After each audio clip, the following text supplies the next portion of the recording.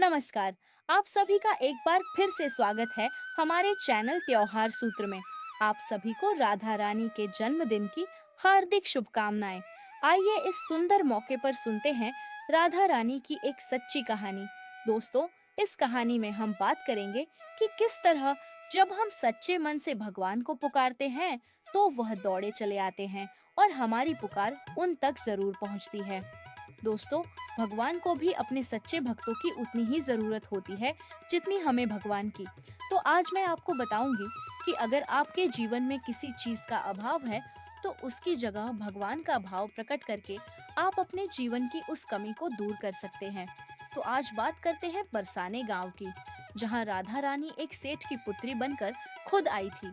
एक बार की बात है, बरसाना गांव में एक सेठ रहा करते थे जो बहुत धनी थे।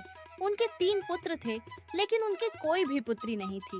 कुछ समय बाद उनकी पत्नी का देहांत हो गया। सभी पुत्रों की शादी भी हो गई और सभी पुत्र अपने कार्यों में व्यस्त रहने लगे।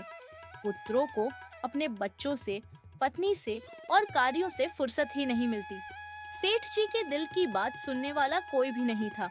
सेठ जी को अब इस बात का और दुख सताने लगा कि उनकी कोई पुत्री नहीं है।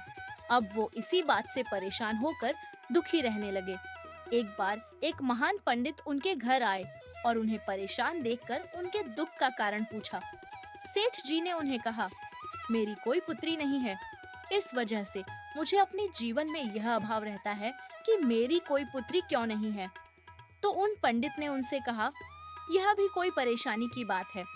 तुम राधा रानी को अपनी बेटी मान लो और हमारे जीवन में जिस चीज की कमी होती है उसको भगवान पूरा कर सकते हैं। परेशान होने से क्या होगा? राधा रानी को दिल से अपनी बेटी मानोगे तो देखना, यह अभाव तुम्हें कभी नहीं सताएगा। सेठ जी को पंडित की बात अच्छी लगी और वो ऐसा ही करने लगे। फिर वो राधा रानी की एक मूर्ति लेकर आए और प्रतिदिन उन्हें सबसे पहले भोजन कराते, भोग लगाते और फिर स्वयं भोजन करते। सोने से पहले राधा रानी के साथ खूब बातें करते। ऐसे करते करते वो दिल से राधा रानी को अपनी बेटी मानने लगे और वह इस बात का गम भूल गए कि उनकी कोई बेटी नहीं है। उन्हें अब इस बात का आभास होने लगा कि सच में उनकी एक पुत्री है। वो पूरे दिल से राधा रानी को ही पुत्री मानने लगे। जब तक वह उनसे बात ना करते, उन्हें भोजन ना खिलाते, उनका मन ही नहीं लगता था। एक दिन सेठ जी के घर एक चूड़ी बेचने वाली मणिहारन आई।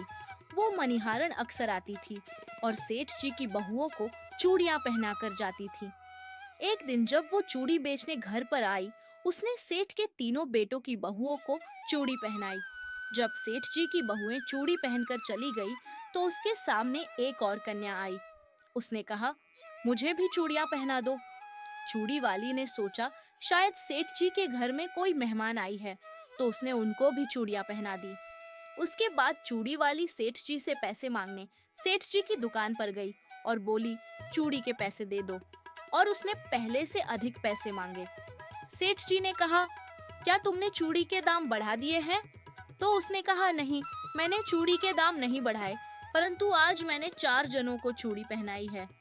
सेठ जी ने कहा, पर मेरे तो 3 ही बहुएं हैं, तुमने 4 लोगों को चूड़ियां कैसे पहना दी?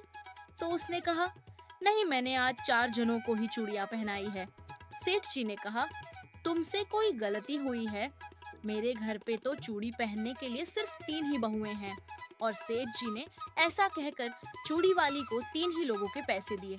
चूड़ी वाली भी बिना कुछ बोले चुपचाप पैसे लेकर वहां से चली गई। अब रात हुई, सेठ जी घर आए और हमेशा की तरह राधा रानी को भोग लगाकर खूब सारी बातें करके सो गए। उस दिन सेठ जी के सपने में राधा रानी आई और कहने लगी, बाबा, तुमने चूड़ी वाले को मेरी चूड़ी के पैसे क्यों नहीं दिए? जब तुम मुझे अपनी बेटी मानते हो तो तुमने मेरी चूड़ी के पैसे क्यों नहीं दिए?